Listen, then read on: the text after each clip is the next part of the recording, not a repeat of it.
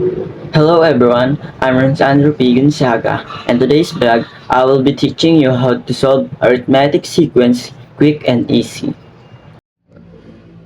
What is arithmetic sequence? Arithmetic sequence is when a sequence of number in which difference between any two consecutive terms is always the same.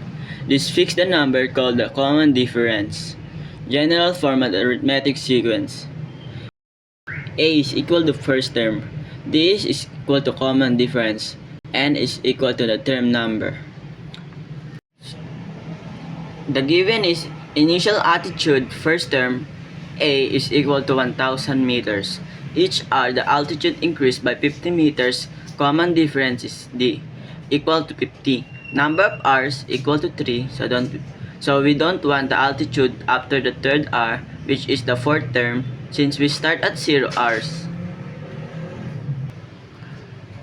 The formula we are using is an equal to a plus n minus 1 d, where a is equal to first term starting point and d is equal to common difference increase per r, and n is equal to number of terms r plus 1.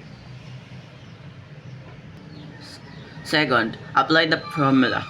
A4 is equal to 1000 plus negative 4 minus 1 times 50 is equal to 1000 plus 3 times 50 is equal to 1150.